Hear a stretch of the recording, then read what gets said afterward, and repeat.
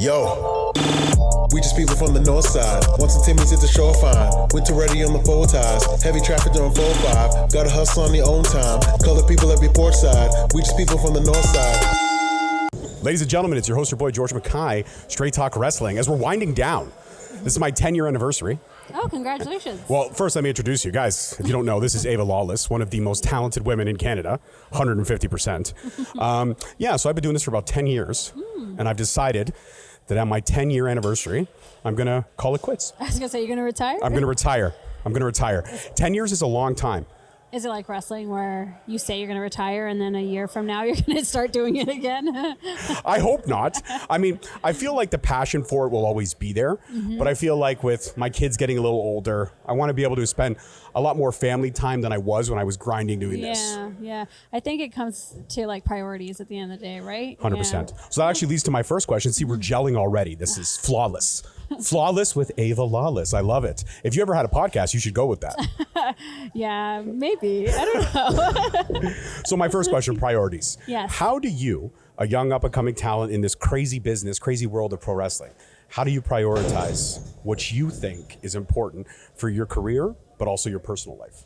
God, that's a really good question. One I haven't been asked before. And it's something that I do think about a lot because I'm like, people have no idea just how much laundry goes into wrestling. So like, how do I find the time to work a full-time job, to hit the road and be at shows and wrestle all over the place and find time to do laundry, meal prep, go to the gym? Like, how do I prioritize?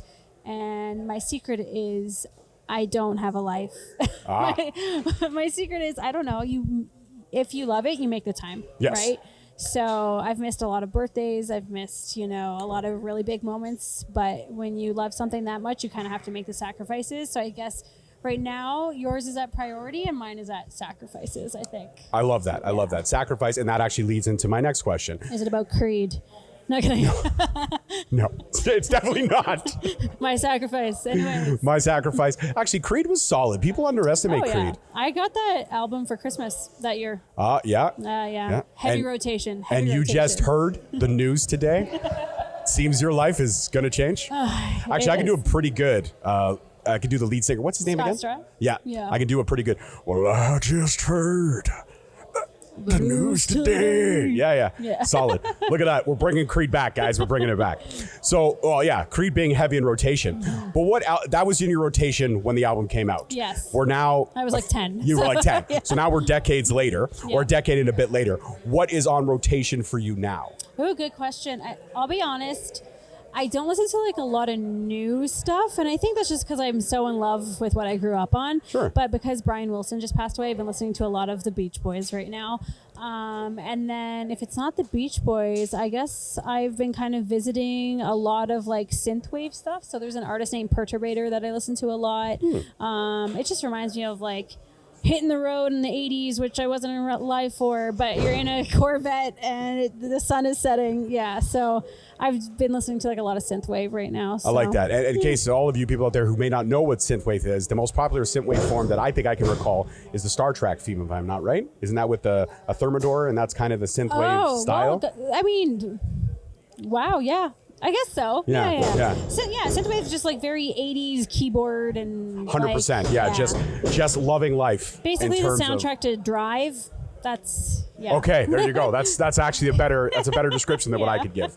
So you're sacrificing now for the greater good, and I've seen your rise and your stock just elevate in the last couple of years, especially. You got to meet some of the legends. You've got to also have matches with some of the legends. For example, Deonna Purrazzo. Yeah. You also went one-on-one with Miyu. I hope I'm saying this right. Miyu Yamashita. You went one-on-one. Those are two of my favorite women in pro wrestling right now. Yeah. I guess pick whichever one you want to go first, but tell me about the experience with Miyu and tell me about the experience with Deonna. Yeah, I think Deonna is such a strong, like, technical wrestler, and she's also very warm and inviting and like open to ideas and like hashing things out. So I really, really loved working her. I think when I wrestled Miyu, it taught me a lot about myself. It was very much like, oh, I can hang with her. I can do this. Like, I'm on a level that I didn't know I was at, and I can keep pushing myself to be better. And even when I was working her and I watched the match back, in my mind, I was like, yeah, I killed it. And then when I watched it back, I was like, oh, I could have killed it so much more, actually. But like, I learned so much just from being in the ring with her. And what I really loved about wrestling her was she was one of the opponents where after the match was over, I was like, I want to do it again. Like, let's just go. Can we go overtime? Can we go another 5 minutes? Guys, give me sudden death. You know what? Iron Woman match, like, add time to the clock because I had so much fun. And I really felt like our match was very like impactful, like very explosive, which that's the type of wrestling I like. So yeah, both were amazing experiences. And yeah, Miyu was like a very eye-opening experience for me, for sure. I love that. I love how you put that. And I love how you said you felt that you, in a way, to be cliche, but I use this. I stole this from a great Ontario wrestler. His name is Holden Albright. When him and I talked, he talked about level up moments. Mm-hmm. So do you feel like in your career trajectory, after having those 2 matches, now obviously they were a few weeks or so apart, yeah, but after having those matches, do you feel like AVA Lawless, her stock just skyrocketed?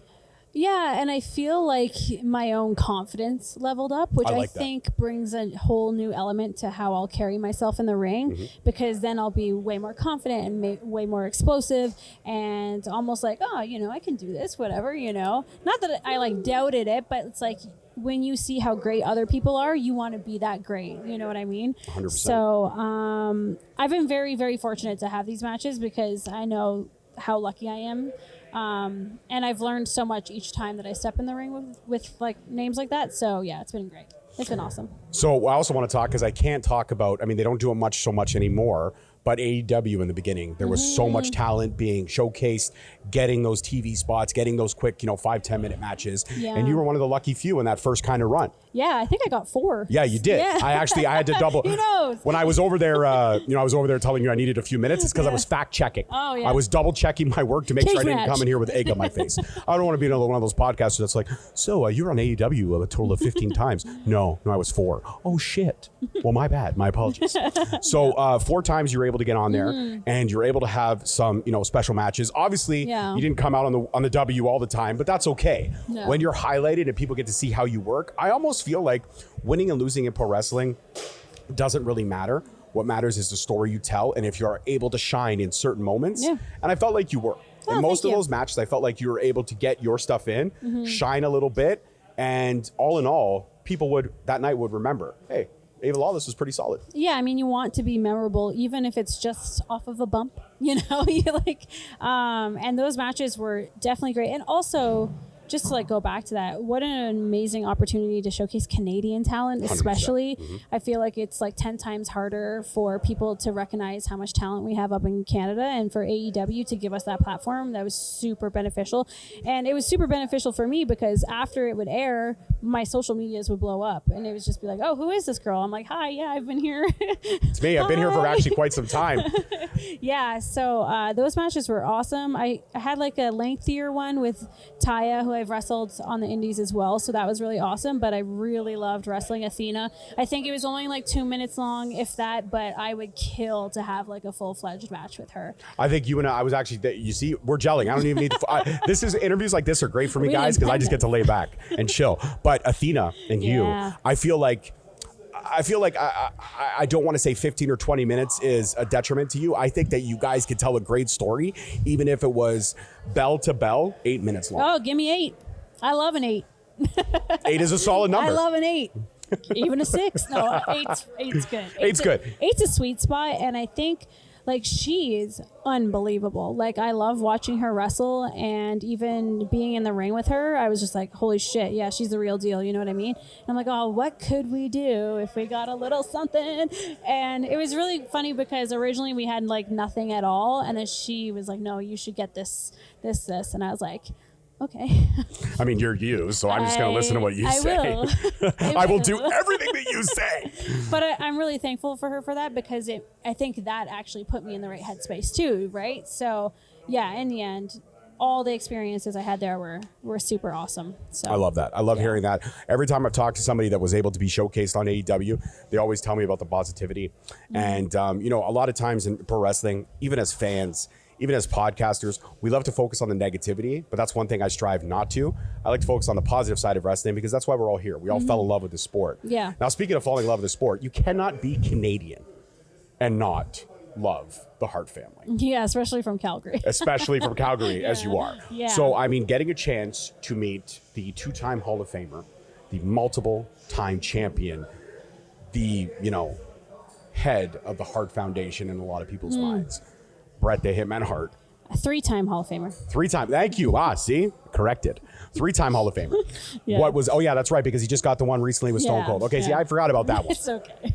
3-time Hall of Famer, Bret the Hitman Hart. Yeah. What was that like? I've met Bret a few times, and honestly, he's pretty much exactly what you expect. And I love it about him. He's so straightforward. He is like so honest, but he also like advocates, has all these ideas. Like I've worked for Dungeon Wrestling a few times, and Bret will be there and help produce the matches, which is absolute pinch me moment. So anytime I've gotten to work with him, he's been, I would say, like a really good advocate for me, because like he'll point out things that I don't even see, or he'll say like, you should do something like this, and I'm like, you're right, Bret. Like absolutely. Hello. Let me mull that over for a minute, Bret. Oh yeah, you're you. So yeah, I'm gonna go ahead and listen. Yeah, I'm not gonna say no. But I think that's another level up moment, because getting kind of direction from him and then executing it and then hearing if I did good or not, I'm like, that's something that you're not going to get anywhere, right? So, or everywhere, I guess. But with him, it was such a huge moment for me to like work for him, meet him, and just like kind of learn, Yeah. Absolutely. So we've talked about the fact of like AEW was so great in highlighting Canadian talent, but now Canada has its own kind of top tier echelon promotion. Yeah. Bringing back the Phoenix ever rising from the ashes. Maple Leaf Pro is back. Yeah. And it is doing some incredible things. And Scott D'Amore has made a valiant promise that he's going to highlight as much Canadian talent as he possibly can on any given show that he can. I mean, when you hear about something like that, that's kind of opening the doors. I mean, what we were famous for was, I guess, Stampede Wrestling was kind of Canada's bread and butter. And we also did have Maple Leaf Gardens. We had Maple Leaf Pro.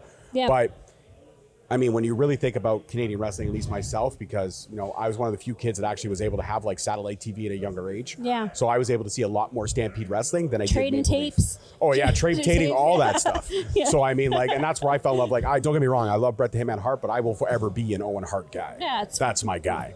You can love both. It's yeah, okay. you can love both. That's true. There's a lot of love for the Harts in my heart. Yeah. 100%.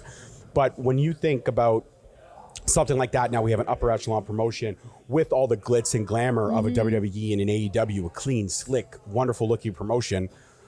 As a young Canadian wrestler, how exciting is that? Oh, it's so exciting. It's like sometimes when they post, I'll read their comments, and it's like people from America commenting, being like, how can I watch this? These people are cool, blah, blah, blah. And it shows you just like that level of production and like investment. If that can reach an American audience where people start tuning in that aren't just Canadian, it's huge. I think it works for everybody in the end, right? Absolutely. So, yeah. And all the red tape too that Canadian wrestlers have to go through. Like, if a lot of people may not know this, but if you get stopped at the border and you're flagged in any way, you're done. The States is over. That's why Speedball Mike Bailey for so long was Canada's best kept secret. Because he can only wrestle here and he can only wrestle in Japan. He couldn't wrestle anywhere else. Yeah, the border's tough. Tough. Luckily enough, though, you've been able to get it across stateside. You've been able to kind of... Yeah, I don't really wrestle in the States, especially given everything now. Political climate, understandable. Yeah, it's, a bit more difficult. But I try to at least do matches where I feel like people will see me. So Miyu is a great example, I'm wrestling Jody tonight, so I know that'll be a big learning experience, and like she's rad. So yeah, I think it is hard for Canadians, but that's why places like Maple Leaf, like Dungeon, like Top Talent, all those places really help elevate us in the end. So I love that. It's all about elevation. It's all about collaboration over competition. I wish that, every part of wrestling could be like that, because I find even in my, like, again, as I'm winding down, the 10 years have been so difficult in terms of trying to get heard, trying to carve out a small place in a rather oversaturated market. Yeah. Do you ever feel like, from a talent standpoint, that you're facing the same challenges in terms of trying to carve out your own little piece of this very, very big pie? Yeah, I mean, the other thing is pretty much every Canadian wrestler is unbelievable. You know, anytime I wrestle an American, they're like, you guys are built different up here. And I don't know why. I think maybe we just have so much drive and so much passion. And because it's not seen on a broader scale, we work 10 times harder. What was the original question? Basically saying that the fact that like the wrestling, as much as we love it, it is very oversaturated. Yeah, there are yeah. so many talents in this pool. And how do we stand out? And it's forever. Yeah. How do you find a way to carve yourself a section of that? I honestly think, and this took me a little while to really wrap my head around, is character work. Like, I think, you know, if you're a wrestler, you can lock up, and that's great. But what people really, really remember is the character. So if you can be a good wrestler and a good character, well, Two birds, one stone. You're rising right to the top. Right to the top. All right. Well, Yeah. thank you so much. This conversation has been absolutely amazing. you. I enjoyed it. Yeah. I hope you did as well. Yeah, it was great. And let everyone know where they could keep up with the journey that is AVA Lawless. Yeah, Instagram and X is Lawless Ava, but my name is AVA Lawless. It's not Lawless Ava. Sometimes people come up to me and they're like, "Hey, Lawless Ava," and I'm like, "It's Ava Lawless." But Just flip it, guys. Flip just it. flip it. Just But flip it. the username wasn't free. I don't know which one you want me to do, you know? And then Facebook is just AVA Lawless. And that's it. I have a TikTok, but I don't use it. And I should, because it's the way of the future, but I just doom scroll instead. Well, here, we'll extend this for a few minutes because I myself am the father of a teenage daughter in my 40s. And when she found out I wasn't on TikTok, Yeah. the despair It was is like, you are a horrible human being. It is probably the most popular app. Like, I would say it's definitely like ahead of Instagram and Twitter and all that, but I just don't want to make videos all day. I have laundry to do. Like, I have Well, that's okay because you know what? At the end of the day, you can also just post clips of your matches and they'll still go viral. That's true. We'll I'll still go just viral. post Miyu kicking my ass. I posted my youngest daughter, who's a big John Cena fan, Yeah. being so happy when he won the Elimination Chamber. And I posted that video and everyone's like, "Oh, where's part 2? What was the reaction?" I'm like, my kid's a fan. She Yeah. was, when John Cena, as she called it, when John Cena went dark, she went dark too. Oh, well, So she was totally on board with John Cena doing whatever he had to do to win. yeah, people love who they love. That's it. You know? You can't stop it. Yeah. You can't no. stop it. I loved Matt and Jeff, and I when can they- see that about you. You know, when definitely they have that turned on aura. each other. Yeah, yeah. If you ever get a chance to meet Matt and Jeff, will you ask them if they had Creed in their rotation too? I haven't met Jeff, but I've met Matt. Have you asked him if he's had Creed in his rotation? No, I but- feel like Creed but has I been feel in like his he would. rotation. I feel like he would. Definitely. Yeah. Well, as we talk what's on the Hardy's playlist, Ava Lawless, thank you again for joining me. Thank you. It was so much fun. Guys, that's it for this one. You know all the socials, Straight Talk Wrestling across everything. Peace, love, and wrestling. We'll see you guys next time. Peace. Yo, we just people from the north side. Once the Timmy's hit the shore fine. Winter ready on the full ties. Heavy traffic on 4-5. Gotta hustle on your own time. Color people every port side. We just people from the north side.